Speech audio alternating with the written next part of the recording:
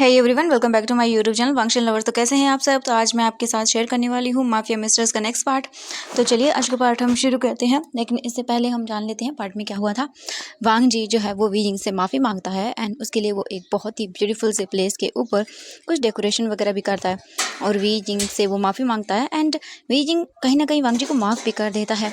लेकिन इससे पहले कि वो दोनों वहाँ से जा पाते, सेन आता है एंड वो वांग जी को उस जो पहाड़ी थी उससे पुश करता है और वी जिंग जो है वो वांग जी का हाथ पकड़े हुए था।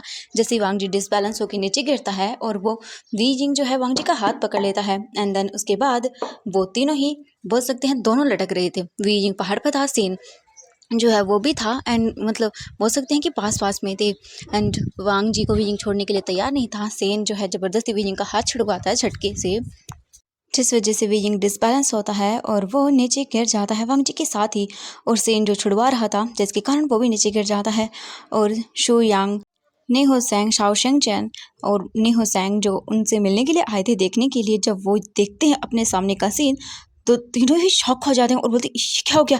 शू यांग तो घबरा जाता है एंड वो भागते हुए आते हैं एंड देखते हैं तो नीचे सिर्फ पानी का झरना बह रहा था और उनमें से कोई वहाँ नहीं था एंड सभी घबरा जाते हैं। शू यांग तुरंत ही अपना फ़ोन निकालता है और वो तुरंत ही वहाँ आसपास की जो मतलब बोल सकते हैं पुलिस वगैरह मतलब जो थी उन्हें कांटेक्ट करता है और तुरंत ही एक सर्च टीम को बुलाता है वहाँ पर। इसके बाद वो तुरंत ही कॉलिंग करता है लान सिचन को और वो सोचता है वो क्या करे, नहीं वो उन्हें कॉल नहीं कर सकता। हाँ, वो उनको पहली प्रेगनेंसी है उनकी एंड देन ये सब नहीं बता सकता, उनका पता नहीं क्या होगा। इसके बाद वो तुरंत ही जो है कॉल करता है जियांग चैंग को और फिर उसे सब बताता है एंड जियांग चैंग खुद शॉक था और बोलते क्या, ऐसा नहीं हो सकता, नहीं। एंड वो तुरंत ही जो है कांटेक्ट करता है लान करन को जो कि ऑफिस में थे एंड उनसे बात करता है। लान करन खुद शॉक में और वो तुरंत ही जियांग चैंग के साथ वहाँ से निकल जाते हैं। लान सिचन को कुछ भी नया बताने के लिए वो बोल देते हैं और बोलते हैं कि सर्वेंट से कि उसका ख्याल रखें, अगर पूछे तो बता देना कि वो किसी काम से बाहर गए हैं और मतलब वो आ जाएंगे लेट नाइट तक। और वो दोनों ही निकल जाते हैं वी जिंग और वांग जी को ढूंढने के लिए। वहीं दूसरी तरफ शू यांग पूरी सर्च टीम को बुला लेता है और वो लोग वी जिंग और वांग जी को ढूंढना शुरू करते हैं। धीरे धीरे करके नाइट हो जाती है। उन लोगों को वांग जी और वी जिंग को ढूंढते हुए 5 घंटे हो चुके थे, लेकिन किसी का कोई अता पता नहीं था। शू यांग समझ नहीं पा रहा था कि वो क्या करे। उसने जितने भी स्टूडेंट्स यहाँ आए हुए थे उनको सबको वापस भेज दिया था और सबको जो क्या हुआ उसके बारे में इंफॉर्मेशन दे दी थी और सभी लोग शॉक थे, लेकिन कुछ भी नहीं किया जा सकता था। जितने स्टूडेंट्स थे वो जा चुके थे। अब शू यांग, शाओ शिंग चैन और जो बोल सकते हैं बचे हुए थे कुछ और लोग भी वहाँ पर एंड पूरी सर्च टीम थी। सब लोग ढूंढ रहे थे एंड वो लोग जो झरना था उससे नीचे की ओर उतर चुके थे एंड वो लोग ढूंढ रहे थे। पानी में भी ढूंढा जा रहा था उन्हें, लेकिन किसी को कुछ भी नहीं मिलता। तभी एक जगह शोयांग रुक जाता है। उसकी नज़र पड़ती है एक बोल सकते हैं पत्थर पर जहाँ पर बहुत सारा ब्लड लगा हुआ था एंड ये देखकर शोयांग डर जाता है। शाओ शिंग चैन देखता है और बोलता क्या हुआ तुम्हें। एंड तभी उसकी नज़र भी वहाँ पर जाती है एंड ये देख कर तो वो भी डर जाता है, इतना सारा ब्लड। एंड ये देखने के बाद उसका दिमाग खराब हो जाता है। वो तुरंत ही वहाँ पर जाता है एंड आसपास की जगह चेक करता है, लेकिन वहाँ पर कुछ नहीं मिलता, बिल्कुल कुछ नहीं। तभी पास में ही जो एक गार्ड था उसे एक वॉच मिलती है एंड फिर वो ला कर देता है और दिखाता है तो शोयांग समझ जाता है ये वांग जी की वॉच है। इसे देखने के बाद तो वो और भी घबरा जाता है और बोलता है अब हम क्या करें, अब हम क्या करें। एंड वो चारों तरफ ढूंढना शुरू कर देते हैं। लगभग 1 घंटे के बाद वहाँ पर लान करन भी पहुँच जाता है और जियांग चैंग भी पहुँच जाता है एंड वो लोग देखते हैं शोयांग और शाओ शिंगजन को और उनसे पूछते हैं तो वो लोग बोलते हैं कि पता नहीं, अभी तक वांग जी, वी जिंग और सेन तीनों का ही कोई अता पता नहीं है। हमने बस उन्हें उस पहाड़ी से गिरते हुए देखा, उसके बाद किसी का कोई अता पता नहीं चला कि कौन कहाँ गया। हमें हमें पक्षी की वॉच मिली है एंड ये बोलकर लान किरण का वॉच देते हैं एंड ये देखने के बाद ही लान किरण पूरी तरह से हिम्मत हार रहा था। वो बोलता ऐसा कैसे हो गया, तुम यहाँ पर क्या कर रहे थे। ये सुनने के बाद शू यांग बता देता है कि वांग जी यहाँ पर आना चाहता था बीजिंग के साथ कुछ टाइम स्पेंड करने के लिए। और ये सब जानने के बाद लान करन तो अपना सर पकड़ लेता है, बोलता है गॉड मैं क्या करूँ। और वो लड़का सेन वो यहाँ पर क्या कर रहा था। ये सुनने के बाद जो शुयांग था वो बताता है कि पता नहीं वो यहाँ पर कैसे आया। वांग जी तो यहाँ वीजिंग से माफ़ी मांग रहा था।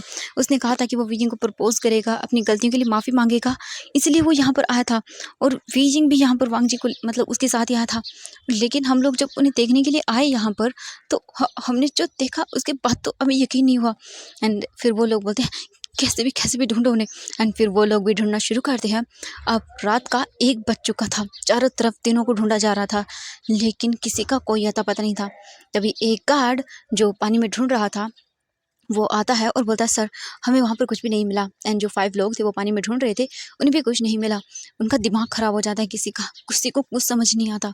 तभी जो बोल सकते हैं एक गार्ड था, वो इन्फॉर्म करता है कि यहाँ यहाँ पर कुछ देखा गया है झाड़ियों के अंदर, एंड जो पानी है वहाँ पर एक पर्सन की बॉडी है। एंड ये सुनने के बाद तो लान किरण जो बोलते कौन है वो, एंड वो तुरंत ही जो है वहाँ पर जाते हैं एंड वो देखते हैं तो चारों तरफ ब्लड ही ब्लड था। एंड कपड़ों को देखने के बाद शुयांग समझ जाता है और बोलता वांग जी, एंड वो तुरंत ही जाता है और चेक करता है तो वांग जी ही था। वो वांग जी के सर से ब्लड निकल रहा था पूरी तरह से, बोल सकते हैं बॉडी फ्रैक्चर हो चुकी थी। एंड तुरंत ही इसके बाद वांग जी को ले जाया जाता है एंड वी जिंग और सेन को और भी ढूंढना शुरू किया जाता है। ऐसे ही करके मॉर्निंग हो जाती है, लेकिन वांग जी जो है वो मिल चुका था, लेकिन सेन और वी जिंग दोनों ही नहीं मिल रहे थे। अब हमें दिखाया जाता है हॉस्पिटल का सीन। जो बोल सकते हैं लान किरण था वो वहाँ पर आ चुका था एंड वो देख रहा था वांग जी को। वांग जी का ट्रीट किया जा चुका था। डॉक्टर्स बोलते हैं कि लेकिन हमें नहीं पता कि वो कब तक होश में आएंगे। उनकी हालत बहुत ख़राब है, उनका बच पाना भी बहुत मुश्किल था। हमने कैसे भी करके उन्हें बचाया है, लेकिन वो होश में कब तक आएंगे हम नहीं कह सकते हैं। एंड ये सुनने के बाद लान किरण वहीं पर गिर जाता है। उनके पास इस टाइम कोई भी नहीं था। लान किरण बिल्कुल अकेले पड़ चुके थे, उनकी आंखों में आंसू आ रहे थे और बस वो क्या करे उन्हें खुद को समझ नहीं आ रहा था। वो अपना फ़ोन निकालते हैं और जो शुयांग था उसे कॉल करते हैं और कॉल करके बताते हैं वांग जी ठीक है अभी, लेकिन वो कुछ भी कह नहीं सकते हैं। उसे होश नहीं आया और बोल रहे हैं कि पता नहीं कब तक होश आएगा। ये सुनकर शुयांग अपना सर पकड़ लेता है और बोलता है अंकल आप चिंता मत करिए, जैसे हमें वांग जी मिल गया हमें वीजिंग भी मिल जाएगा और उसे होश भी आ जाएगा, आप चिंता मत करिए, मैं ढूंढ कर लेकर आऊँगा उसे, आप चिंता मत करिए। एंड फिर वो देखता है शाओ शिंगजन को और बोलता है कि शाओ शिंगजन तुम घर जाओ, अंकल को संभालो, वांग जी की हालत बहुत ख़राब है। उन्होंने कहा कि उसे अभी तक होश नहीं आया, प्लीज़ तुम जाओ और उस संभालो अंकल को, वो वहाँ पर कोई नहीं है उसे संभालने वाला। एंड ये सुनने के बाद जो शाओ शिंगजन था वो बोलता है लेकिन मैं चला जाऊँगा तो यहाँ, तो वो बोलता है कि इट्स ओके चिंता मत करो, मेरे साथ विनिंग के फ्रेंड्स हैं एंड कुछ और लोग भी हैं, तो तुम चिंता मत करो, मैं विनिंग को ढूंढ कर लेकर आऊँगा ओके। एंड ये सुनने के बाद शाओ शिंगजन बोलता ठीक है। एंड इसके बाद वो चला जाता है वहाँ से। शू यांग जो है गार्ड्स को बोल देता है ढूंढने के लिए विनिंग को, और ऐसे ही करके शाम हो जाती है। अब तक विनिंग को गायब हुए और सैन को गायब हुए लगभग ऑलमोस्ट 24 घंटे से भी ज़्यादा टाइम का हो चुका था, लेकिन दोनों का कोई अता पता नहीं था और शुयांग परेशान हो रहा था। लगभग सभी गार्ड्स पुलिस ऑफिसर्स थक कर आते हैं और बोलते हैं कि सर अभी तक उन दोनों को कोई अता पता नहीं है एंड पता नहीं हमें वो मिलेंगे या नहीं। हो सकता है पानी का बहाव बहुत तेज़ था तो वो यहाँ से दूर चले गए हों पानी में बहकर, एंड हो सकता है उनकी डेथ। ये सुनने के बाद जो शो यांग था वो देखता है और बोलता है ये सब बकवास करना बंद करिए और ढूंढिए, मुझे नहीं पता कैसे भी करके ढूंढिए और पुलिस ऑफिसर को बुलाइए और गार्ड्स को बुलाइए, लेकिन मुझे वो दोनों चाहिए किसी भी हाल में। इसके बाद वो अपना कॉल करता है एंड अपनी स्पेशल फोर्स को भी बुलाया जाता है वहाँ पर। एंड जो गार्ड्स ढूंढ रहे थे उन्हें काफ़ी टाइम हो चुका था बिना खाए पिए, तो उन्हें चेंज किया जाता है और नए गार्ड्स आते हैं, पुलिस ऑफिसर आते हैं और 2 पुलिस ऑफिसर्स की टीम एंड लगभग 5 गार्ड्स की टीम ढूंढ रही थी। और ऐसे ही करके 3 पेज चाहते हैं। सभी हॉस्पिटल में थे और बस सभी बहुत ही बेचैन थे। 3 दिन हो चुके थे लेकिन वीजिंग और सेन का कोई अता पता नहीं था और पुलिस ऑफिसर ने ये मतलब उन्होंने मान लिया कि वीजिंग शायद पानी में बहकर कहीं चला गया होगा एंड देन शायद वो जिंदा भी नहीं होगा। एंड ये सुनने के बाद लान किरण तो बिल्कुल मतलब वो कुछ कहने लायक ही नहीं थे। एंड जो लान सिचन थे वो भी वहीं पर थे एंड वो कंटिन्यूसली रो रहे थे। वांग जी को होश नहीं आ रहा था, वीजी का कोई अता पता नहीं था और पूरा बहुत बुरा हाल हो चुका था उन सब का। तभी डॉक्टर आता है और बताता है, लान किरण बोलते कि क्या वांग जी ठीक है, तो वो बोलते हैं कि नहीं उन्हें होश नहीं आया है और हमें ये लग रहा है कि वो कोमा में चले गए हैं एंड कब तक होश में आएंगे हमें नहीं पता। उनकी बॉडी बहुत वीक है और वो कोमा में है। अब होश में कब आएंगे, 1 दिन में आ जाएं, 1 पल में, 1 सेकंड में, या 1 साल में, 2 साल, 3 साल, या कभी आए ही ना होश में। एंड ये सुनने के बाद लान किरण घूर के देखता है और बोलता है आप बकवास करना बंद करिए। ये सुनने के बाद डॉक्टर बोलता है कि देखिए सर हमने जो पॉसिबिलिटीज़ हैं वही बताई हैं, हमें नहीं पता वो होश में कब तक आएंगे। इसके बाद वो बात की जाती है। शू यंग संभालता है लान सिचन को भी एंड लान किरण दोनों को ही। उसके बाद वांग जी को शिफ्ट किया जाता है घर पर और बोल सकते हैं पूरी जो ज़रूरत के सामान थे वो वहीं पर थे एंड वांग जी को एक रूम में अलग ही रखा जाता है। वहाँ पर पूरी जो मशीनें वगैरह थी सब थी एंड वांग जी कोमा में था। वो पूरी तरह से कोमा में जा चुका था। उसके होश में आने के चांसेस बहुत ही कम थे और कब तक आएगा ये भी बताना बहुत ही ज़्यादा मुश्किल था। तो सभी परेशान थे। लायन सिचन जो थे वो और भी ज़्यादा बोल सकते हैं डिप्रेस जा रहे थे। मॉम को खोना, वांगजी को इस हालत में देखना एंड देन बीजिंग, उसका उसका कोई अता पता नहीं था एंड ये सब चीज़ें बिल्कुल हैंडल करने लायक ही नहीं थी। ऊपर से वो प्रेग्नेंट थे, जिस वजह से उनकी हालत और भी ज़्यादा ख़राब होती जा रही थी। एंड तभी जो लायन सिचन थे वो देखते हैं जियांग चैंग को और उसे हक कर लेते हैं। जियांग चैंग भी उन्हें हक करता है और उनकी पीठ को सहलाता है और बोलता है चिंता मत करो, यिंग मिल जाएगा, मेरा भाई को कुछ नहीं होगा, वो मिल जाएगा, हाँ चिंता मत करो, वो मिल जाएगा एंड वांगजी को होश आ जाएगा, चिंता मत करो। एंड ये बोलकर वो शांत कराता है। वो अंदर से खुद भी दुखी था। वो अपने आपको माफ़ करे लायक ही नहीं बचा था। अब वो सोच रहा था जब से वो इस फैमिली में आया है तब से कुछ ना कुछ हो रहा है और ये शायद उसकी गलती है, उसी की गलती है जो आज उसके भाई को ये सब देखना तक पड़ रहा है। वो वो पता भी नहीं जिंदा भी है या नहीं, उसकी बॉडी तक नहीं मिली है। ये कम से कम कंफर्म तो होगी वो इस दुनिया में नहीं है। अभी तो कुछ भी पता नहीं चल रहा है और वांगजी का ये हाल, उसे उसे बहुत दर्द हो रहा था अंदर। वो किसको बताए अपना दर्द, वो तो रो भी नहीं सकता था क्योंकि अगर वो रो देगा तो औरों का क्या होगा। लहान किरण एंड लहान सिचन को कौन संभालेगा। वहीं शू यांग को भी बहुत बुरा लग रहा था एंड वो भी हक कर लेता है लान बोल सकते हैं शाओ शिंगजन को। और मतलब कुछ भी समझ नहीं पा रहे थे वो लोग।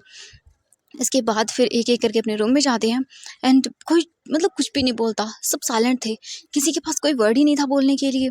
ऐसे ही करके टाइम बीतता गया। 1 दिन, 2 दिन, 3 दिन, 4 दिन, हफ्ता, हफ्ते महीनों में बदलते गए और आज वांगजी को कोमा में गए हुए पूरे 6 मंथ हो चुके थे। 6 महीने वांगजी कोमा में था और वीइंग को ऑलमोस्ट डेथ डिक्लेयर कर दिया गया था। वीइंग अब इस दुनिया में नहीं है क्योंकि इतने टाइम तक वीइंग को सारी जगह ढूंढा जा चुका था, अदर कंट्रीज़ में या बोलें कि पूरे चाइना में एंड कहीं कुछ भी नहीं मिला वीइंग के बारे में।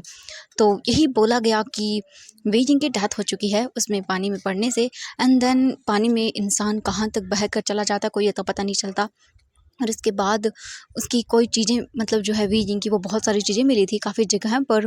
वांगजी और वीइंग की बोल सकते हैं जो वेडिंग रिंग थी वो भी एक बोल सकते हैं पत्थर पर मिली थी जहाँ पर बहुत सारा ब्लड था एंड जो सेन था उसको भी डेथ ही डिक्लेयर कर दिया जाता है क्योंकि उसकी बोल सकते हैं काफ़ी सारी चीज़ें मिली थी। वॉच हो गई एंड देन उसका पर्स, आइडेंटिटी, बहुत सारी चीज़ें मिली थी, बहुत ब्लड एंड ये सब देखने के बाद पता मतलब उन्होंने यही किया कि उन दोनों की ही डेथ हो चुकी है। और सेन की जो फैमिली थी वो ये सब जानने के बाद शॉक थे। और वीजिंग का तो क्या ही बोले, जो बोल सकते हैं जियांग फैंगमैन थे वो मतलब फ्रीज हो चुके थे जब उन्हें पता चला था वीजिंग की डेथ के बारे में एंड वो माफ़ नहीं कर पा रहे थे अपने आप को। हाँ, वीजिंग को कभी उन्होंने इतनी इम्पोर्टेंस नहीं दी लेकिन वो उनका बेटा था एंड देन जब पता चला वीजिंग इस दुनिया में नहीं है तो वो क्या बोले। एंड अब पछताने से कोई फ़ायदा नहीं था क्योंकि वो इंसान बहुत दूर जा चुका था।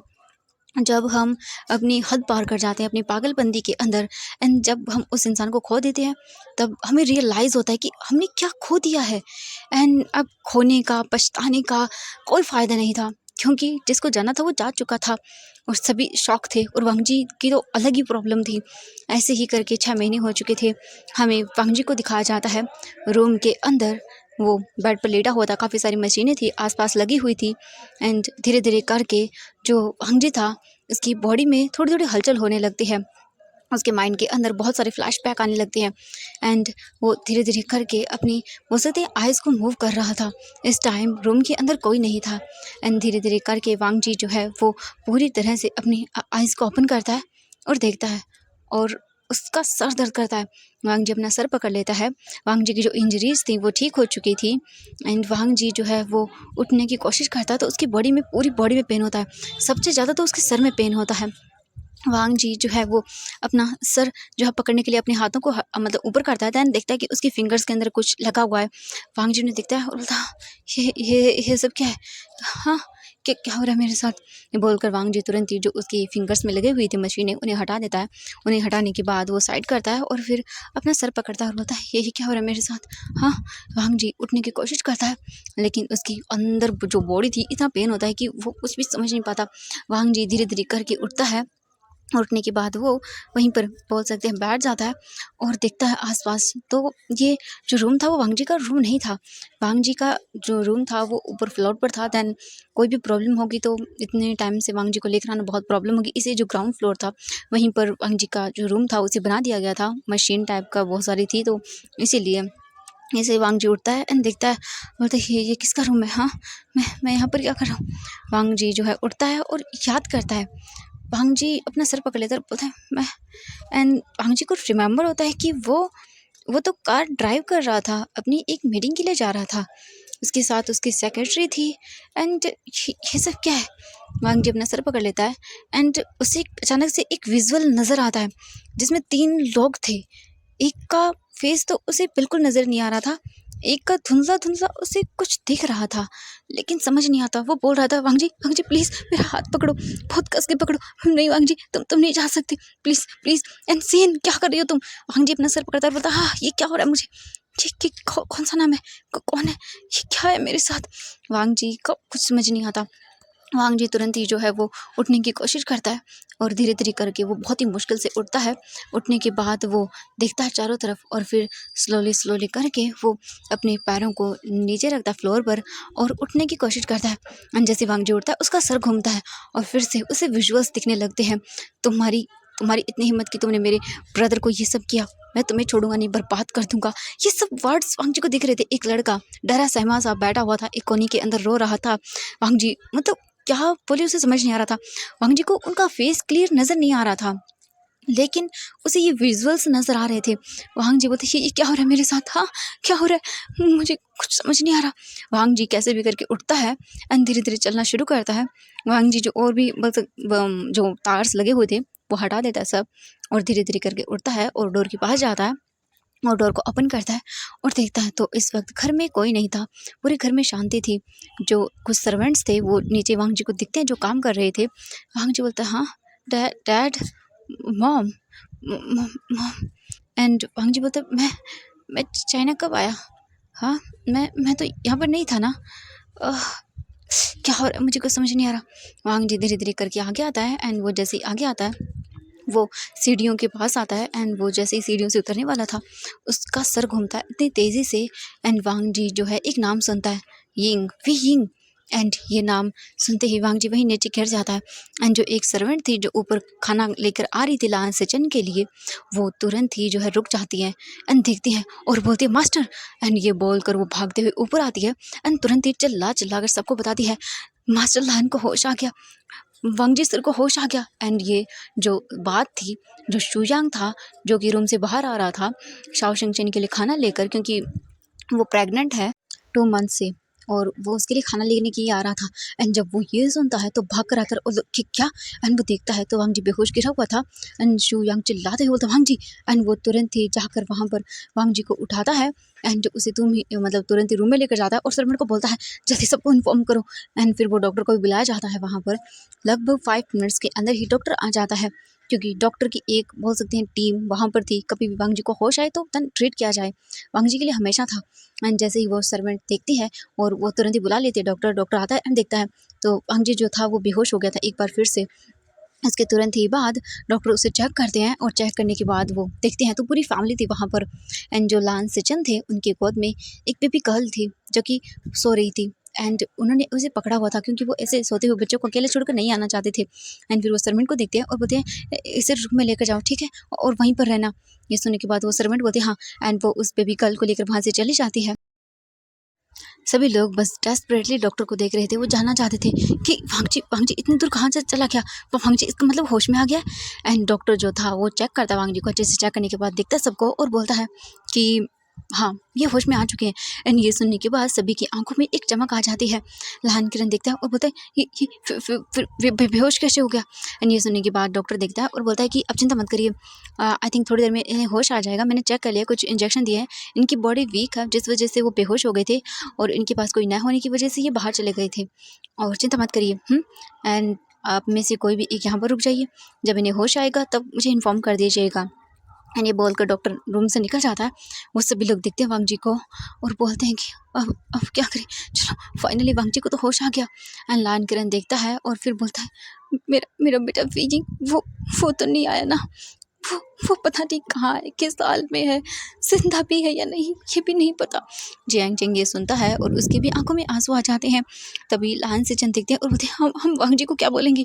वो होश में आएगा, वीजिंग के बारे में पूछेगा कि क्या करेंगे हम लोग। एंड सभी लोग मतलब सोच में पड़ जाते हैं कि अब क्या किया जाए। किसी के पास कोई ऑप्शन ही नहीं था। ऐसे ही करके लगभग 1 घंटा हो जाता है लेकिन वांग जी को होश नहीं आता। रूम के अंदर शुयांग था एंड उसने सभी को भेज दिया था कि आप सब चिंता मत करिए, मैं हूँ इनके पास। एंड अब हमें दिखा जाता है आधे घंटे और के बाद का सीन। एंड धीरे धीरे करके वांग जी जो है वो अपनी आइज़ को रोल करता है और वांग जी जो है जैसे ही अपने हैंड्स को उठाता है एंड ये चीज़ जो शुयांग था वो देख लेता है। वो लैपटॉप पर काम कर रहा था एंड जैसे ही उसे दिखता है कि वांग जी ने मूव किया है कुछ, वो तुरंत ही देखता है और बोलता वांग जी। एंड वो तुरंत ही वांग जी के पास आता है और वो जल्दी से जो बेल थी वहाँ पर वो बजाता है और इससे सभी लोग जो है सुनते हैं। एंड देन तुरंत ही वो वांग जी के रूम में जाना शुरू कर देते हैं। लायन सेचन भी आते हैं अपनी डॉटर के साथ और सभी लोग आते हैं और देखते हैं तो वांग जी जो है वो धीरे धीरे करके उठने की कोशिश कर रहा था एंड शुयांग उसकी हेल्प कर रहा था। वांग जी को देखता है शुयांग और बोलता है वांग जी तुम ठीक हो। एंड उसके बाद डॉक्टर आता है एंड देन चेक करता है। वांग जी बोलता है क्या हो रहा है, ये सब क्या हो रहा है, मुझे कुछ समझ नहीं आ रहा। एंड मैं यहाँ पर कैसे आया, मैं तो यहाँ पर था भी नहीं, अपनी एक मीटिंग के लिए पेरिस जा रहा था। ये सुनने के बाद सभी लोग देखते हैं और शॉकिंग आई से और बोलते कि क्या वांग जी तुम कहाँ थे। वांग जी बोलता है कि हाँ डैड, मैंने आपको बताया तो था कि मैं आई थिंक 2 मंथ के बाद आऊँगा। मेरी कुछ इंपॉर्टेंट वर्क्स हैं जो करने के लिए मैं फ्रांस पेरिस जा रहा हूँ और अचानक से यहाँ पर कैसे आया। मैं तो अपनी एक मीटिंग को अटेंड करने के लिए जा रहा था कार में और ये अचानक से शुयांग क्या हुआ है मुझे बताओगे। ये सुनने के बाद सभी लोग शॉक थे एंड डॉक्टर भी देखता है। डॉक्टर वांग जी को चेक करता है और बोलता है कि लास्ट आपको क्या याद है मिस्टर लैन। वांग जी देखता है और बोलता है कि लास्ट मुझे याद है कि मैंने अपने डैड को इन्फॉर्म किया था कि मैं आई थिंक 2 मंथ के बाद वापस चाइना आ जाऊंगा क्योंकि मेरी मॉम का बर्थडे आ रहा था तो उन्होंने कहा कि वो पार्टी थ्रो करना चाहते हैं। एंड देन मेरा आना सही था, मॉम के बर्थडे पर मैं आना चाहता था और दूसरा कि मुझे खुद भी मिलना था मेरे गगर से। एंड उसके बाद मैं एक मीटिंग करने के लिए जा रहा था कार में। मेरे साथ शुयांग था, मेरे कुछ और भी गार्ड्स थे जो मेरे पीछे आ रहे थे और पता नहीं अचानक से मैंने ब्रेक लगाया कार का और शायद हमारा एक्सीडेंट हो गया था कुछ। एंड ये सुनने के बाद शुयांग देखता है बड़ी बड़ी आंखें करके और वो याद करता है और लान किरण भी और वो बड़ी बड़ी आंखें करके देखते हैं और बोलते क्या वांग जी तुम्हें तुम्हें कुछ कुछ भी याद नहीं है। वांग जी देखता है और बोलता नहीं डैड क्या बोल रहे हैं आप। एंड लान किरण देखता है और बोलता वांग जी तुम्हें पता है ये कौन सा ईयर चल रहा है। वांग जी देखता है और बोलता हाँ 2023। एंड ये सुनने के बाद लान किरण जो बड़ी बड़ी आंखें करते हैं और बोलते व्हाट। डॉक्टर अच्छे से वांग जी से बहुत सारे क्वेश्चंस करता है एंड उन सबको करने के बाद वो बाहर आता है। वांग जी रूम में था और उसे तो भाई कुछ समझ नहीं आ रहा था कि क्या हो रहा है ये सब। वो बोलते हैं कि आप आराम करिए। फिर वो बाहर आते हैं और देखते हैं तो पूरी फैमिली बाहर थी। डॉक्टर उन सभी को बोलता है कि उनकी 1 ईयर की मेमोरीज जा चुकी है, उन्हें कुछ भी याद नहीं है। ये सुनने के बाद जो अदर फैमिली मेम्बर्स थे वो बोलते व्हाट क्या ऐसे कैसे हो सकता है। तो वो बोलते हैं कि पता नहीं लेकिन हाँ उनका शॉर्ट टाइम मेमोरी लॉस हो चुका है, वो हो सकता है जल्दी ही याद कर ले अपनी मेमोरीज़ को। ये सुनने के बाद लान किरण तो बोलते हैं ये दिन ब दिन क्या होता जा रहा है, मुझे मुझे कोई समझ नहीं आ रहा। मैं ये सब देखने के बाद पागल हो जाऊंगा पूरी तरह से। I can not believe this. और बहुत ही बुरा है ये सब चीज़ें। इसके बाद सभी हॉल में आते हैं और वांग जी को इंजेक्शन देने के बाद नींद आ जाती है, वो सो जाता है। उसके मन में बहुत सारे क्वेश्चंस थे लेकिन फ़िलहाल के लिए उसे इंजेक्शन दिया गया था जिस वजह से वो सो जाता है। अब सभी को दिखाया जाता है, सभी हॉल में बैठे हुए थे और किसी को समझ नहीं आ रहा था। और फिर जो शुयांग था वो देखता है और बोलता है कि अंकल मेरे हिसाब से फ़िलहाल के लिए यही ठीक होगा कि हमें वांग जी को कुछ नहीं पता चलना देना चाहिए। एंड हमें मैडम लान के बारे में पता नहीं छुपा कर रखना चाहिए वांग जी को। ये सुनने के बाद सब देखते हैं और बोलते क्या क्या कह रहे हो तुम। तो जो डॉक्टर था वो जो वहीं पर था वो बोलता है कि देखिए हाँ इन्होंने सही कहा, फ़िलहाल पेशेंट जो है अभी होश में आया है।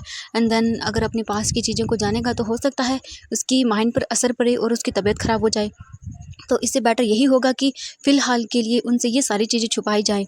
एंड ये सुनने के बाद जो सभी लोग थे वो फिर अग्री कर जाते हैं और सब लोग डिसाइड करते हैं कि ना ही तो वो वीजिंग के बारे में बात करेंगे और ना ही वो लोग मैडम लान के बारे में बताएंगे।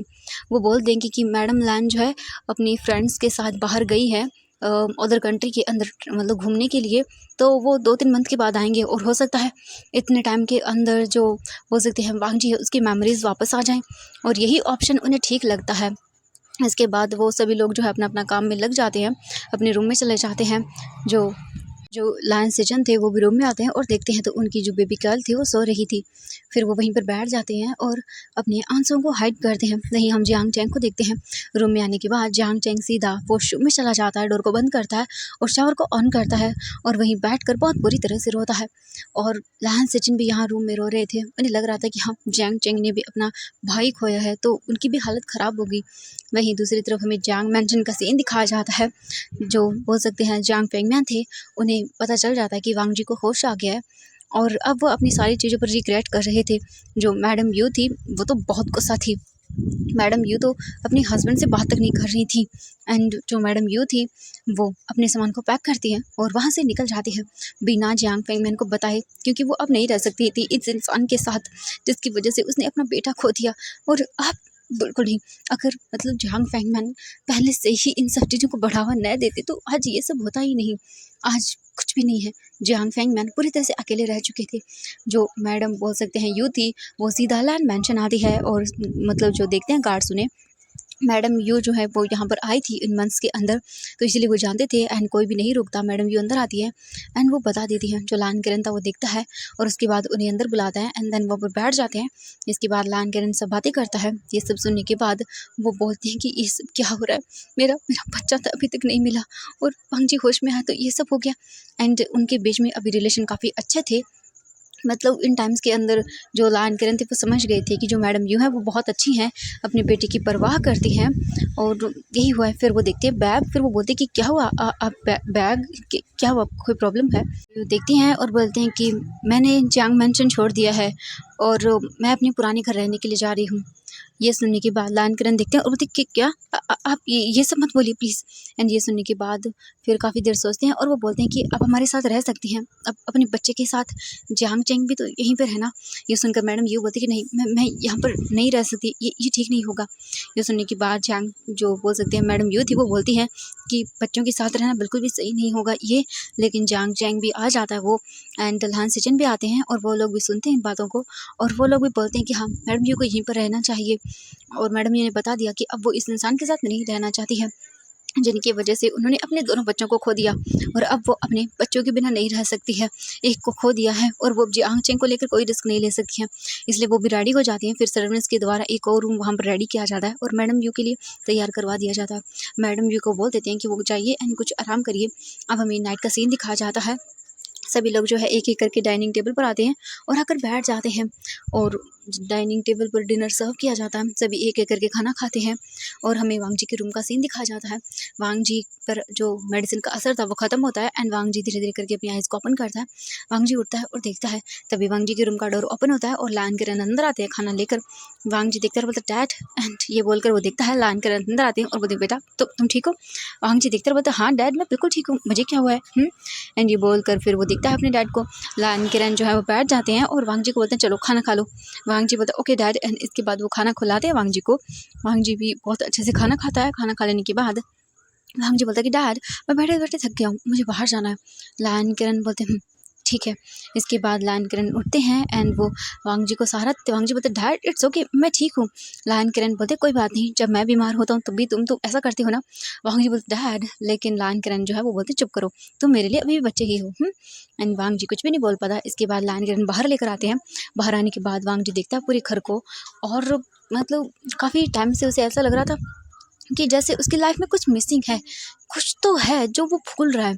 वांग जी आता है और आकर बैठ जाता है। उसके बाद वो जो है चुपचाप करके देखता है सब चीज़ें और बोलता है कि डैड, मुझे मेरे रूम में जाना है। ये सुनकर लायन किरण बोलते हैं कि ओह ठीक है बेटा। एंड फिर वो सर्वेंट को देखते हैं और अभी तक उन्होंने वांग जी के जो रूम था उसमें से चीज़ों को नहीं हटाया था एंड वीजिंग का सामान वगैरह वैसा ही था। इसीलिए वो डर जाते हैं और सोचते हैं कि पहले वी जिंग जो है वांग जी का रूम, वहाँ से वी जिंग की चीज़ें हटाई जाए, उसके बाद ही वो लोग वांग जी को जाने देंगे। और इसके बाद लायन किरण बोलते हैं कि तुम बेटा अपने रूम में कल चले जाना, सीढ़ियाँ तुम्हारे लिए चढ़ना ठीक नहीं होगा। एक काम करना, कल तुम्हारा रूम रेडी करवा दिया जाएगा। वांग जी बोलते रेडी, तो वो बोलते कि आप मेरा मतलब है कि साहब ठीक है। वांग जी बोलते ओके डैड ठीक है। इसके बाद लायन सचिन भी आते हैं और वो वहीं पर बैठ जाते हैं और बोलते वांग जी तुम ठीक हो? वांग जी बोलते हाँ ग मैं बिल्कुल ठीक हूँ। एंड तभी जियांग चैंग आता है। जियांग चैंग को देखकर वांग जी बोलता है ये यहाँ पर क्या कर रहा है, क्योंकि वांग जी को पता है उनकी राइवलरी अब से नहीं है, 6-7 ईयर्स से है। और वांग जी को देखकर जो मतलब जियांग चैंग था वो बोलता है कि मैं वो, तभी लान सेचन बोलते हैं कि वांग जी ये तुम्हारा ब्रदर इन लो है। ये सुनने के बाद वांग जी बड़ी बड़ी आंखें करके देखता है और बोलते क्या ये सब क्या है, मुझे कुछ समझ नहीं आ रहा। लान किरण बोलते हैं कि वांग जी देखो तुम्हारा जो वो कार एक्सीडेंट हुआ था उसमें तुम कोमा में चले गए थे। वांग जी देखते और बोलते क्या ये सब क्या है। एंड ये सुनने के बाद जो लान किरण थी वो बोलते वांग जी शांत हो जाओ, देखो समझने की कोशिश करो। तुम्हारा एक्सीडेंट हुआ था जिस वजह से तुम कोमा में चले गए एंड अब तुम होश आए हो पूरे 6 नहीं पूरे 1 साल के बाद। वांग जी बोलते क्या ये कैसे हो सकता है। इसके बाद वह सब मिलकर वांग जी को समझाते हैं और वांग जी समझ जाता है। वांग जी देखता चारों तरफ और जैसे मानो कि उसकी आंखें किसी को ढूंढ रही थी। लायन किरण देखता और बोलता वांग जी क्या हुआ। वांग जी बोलता है पता नहीं डैड, मुझे ऐसा लग रहा है कि जैसे कुछ मिसिंग है, कुछ मुझे नहीं पता डैड। ये सुनकर लायन किरण समझ जाते हैं और वो बोलते हैं कि चिंता मत करो वांग जी, सब ठीक हो जाएगा, तुम इतने टाइम के बाद होश में आ रहे हो तो इसीलिए तुम्हें लग रहा है। इसके बाद वांग जी बोलता है कि ओके डैड।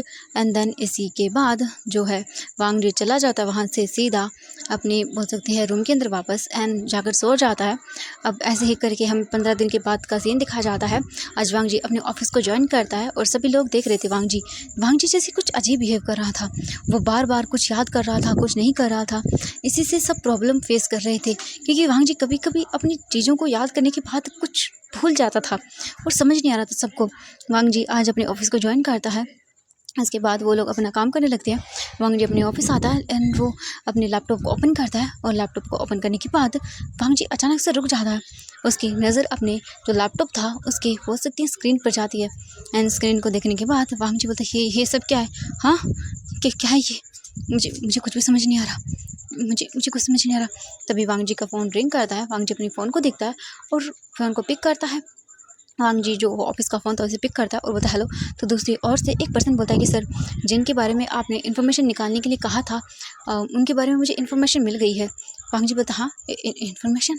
तो वो बोलता है कि ओके ठीक है तो मुझे शेयर कर दो। एंड इसके बाद वो बोलता है ओके सर। एंड देन वांग जी को जो बोल सकते हैं इन्फॉर्मेशन थी वो शेयर कर देता। वांग जी फ़िलहाल के लिए उन्हें चेक करने वाला था, तभी जो बोल सकते हैं लायन किरण थी बातें और बोलते वांग जी देखते हैं और बोलता ओह डैड। इसके बाद लायन किरण बोलते हैं कि वांग जी चलो हमें जो है एक मीटिंग में जाना है, काफ़ी टाइम हो गया तो तुम आज से ज्वाइन करना चाहोगे। वांग जी बोलते कि हाँ डैड, क्योंकि लायन किरण चाहते थे कि वांग जी कुछ भी ऐसा चीज़ें ना देखे वहाँ पर, क्योंकि लायन किरण ऑफिस आता रहता था इसीलिए वो आए थे। इसके बाद वो चले जाता है अपने डैड के साथ एंड उन फाइल्स वगैरह जो इन्फॉर्मेशन थी वो चेक नहीं करवाता वांग जी और चला जाता है। अब हमें दूसरी ओर दिखाया जाता है एक बहुत बड़े से मैंशन को। ये मैंशन चाइना में नहीं था और ये मैंशन थाईलैंड में था।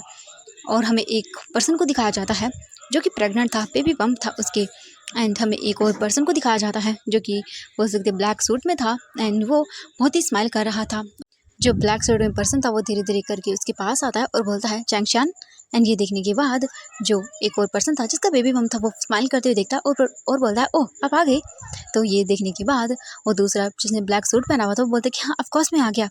एंड चलो मैंने कहा था ना तुम्हें पार्टी में लेकर जाऊंगा मैं और सबको तुमसे इंट्रोड्यूस करवाऊंगा। ये देखने के बाद जो नीचे पर्सन बैठा हुआ था सोफे पर वो बोलता है कि ओ लेकिन मैं नहीं जाना चाहता, देखो मैं कैसे जाऊँ। जो ब्लैक सूट वाला पर्सन था वो बोलता है कि इट्स ओके कोई बात नहीं, तुम किसी भी कंडीशन में हो मुझे बहुत अच्छे लगते हो। ये सुनने के बाद वो पर्सन स्माइल करता है और बोलता है मैं 5 मिनट में रेडी होकर आता हूँ। तो ब्लैक सूट वाला पर्सन बोलता है कि ओके। एंड अब हमें यहाँ से लगभग आधे घंटे बाद का सीन दिखाया जाता है।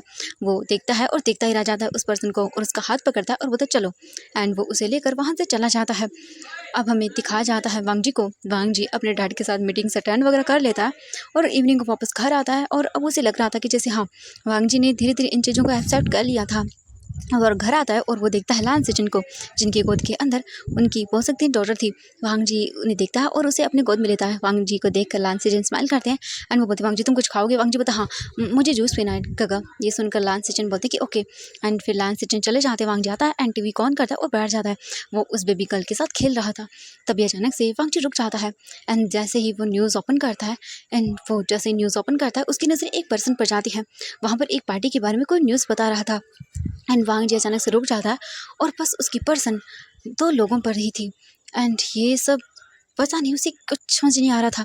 तभी लान सेचन आते हैं और बोलते वांग जी, लेकिन वांग जी कोई नहीं सुनता, कुछ भी नहीं सुनता। देखते हैं लान सेचन और बोलते वांग जी क्या हुआ?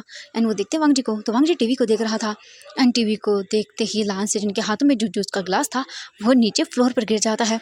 एंड जो लान सेचन थे वो बोलते हैं फी। एंड ये नाम सुनते ही वांग जी तुरंत होश में आता है और अपने गगा को देखता है और बोलते गगा क्या कहा आपने? लान सेचन जो थे वो खुद शौक थे एंड टीवी को देख रहे थे और तभी वो जो है वो बोलते वांग जी को देखते हैं और वांग जी फिर से उस इंसान को देखता है और बोलता गगा ये मुझे। तभी वांग जी अपना सर पकड़ लेता है और जो गर्ल्स थी वांग जी के हाथ में इसे देखने के बाद जो लान सेचन थे वो तुरंत ही जो उनकी डॉटर थी उसे अपने गोद में लेते और वांग जी तुम ठीक हो? लेकिन वांग जी बोलता डैड मुझे क्या हो रहा है गगा? एंड वो अपना सर पकड़ता है एंड तभी उसे फिर से विजुअल दिखाई देता है एक पर्सन जो वांग जी से बोल रहा था कि तुम चुप करो, मेरे हस्बैंड नहीं हो गगा हो। एंड वांग जी हाथ करने की कोशिश करता है एंड वांग जी को समझ नहीं आ रहा था। वांग जी तभी जोर से चिल्लाते होता है वींग। एंड ये बोलकर वांग जी अपने आइज ओपन करता है। तभी लायन किरण भी भागते हुए आते हैं और शू यांग भी आता है और वो वांग जी की हालत को देखते हैं। वांग जी की पूरी बॉडी इतने में पसीने में भर चुकी थी। तो एवरीवन आज के लिए बस इतना ही, मिलते हैं नेक्स्ट पार्ट में। आई होप कि फैन फिक्शन पसंद आया तो प्लीज़ वीडियो को लाइक, चैनल को सब्सक्राइब कर दीजिएगा। तो आपको क्या लगता है कि नेक्स्ट क्या होने वाला है और आपको क्या लगता है वो दोनों पर्सन कौन है और क्या हुआ होगा? बाय बाय एवरीवन, मिलते हैं नेक्स्ट पार्ट में।